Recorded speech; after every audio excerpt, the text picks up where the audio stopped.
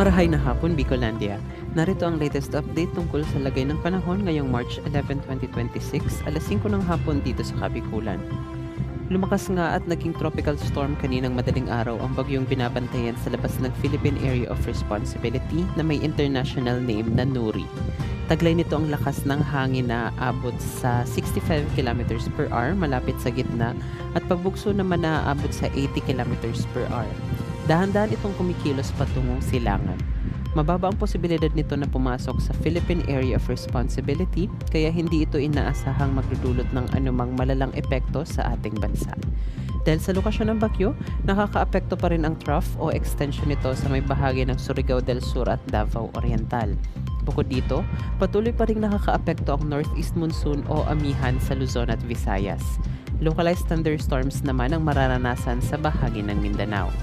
Dito sa Bicol Region, asahan pa rin ang paminsan-minsan na maulap na kalangitan na may pulo-pulo o isolated na mahihinang ulan dulot ng northeast monsoon o amihan. Magtungo naman tayo sa kondisyon ng hangin at karagatan.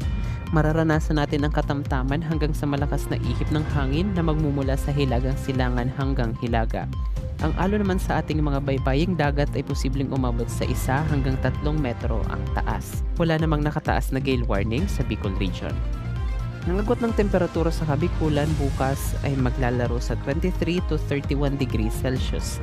Inaabisuhan ko ang lahat na mag-ingat sa posibilidad ng heat cramps at heat exhaustion dahil ang heat index o ang init na mararamdaman ng ating katawan bukas ay maaaring umabot sa 34 degrees Celsius. Kaya wag pong kalilimutang uminom ng maraming tubig, iwasan muna ang pagbilad sa araw at magdala ng payong o magsuot ng sombrero kung kailangan lumabas. Ang araw ay sisikat bukas ng alas 5:56 ng umaga at lulubog bukas ng alas 5:57 ng hapon.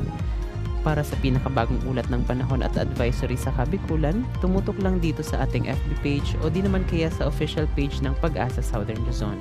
Ito po ang inyong Bicolano meteorologist, Ralph Bismonte.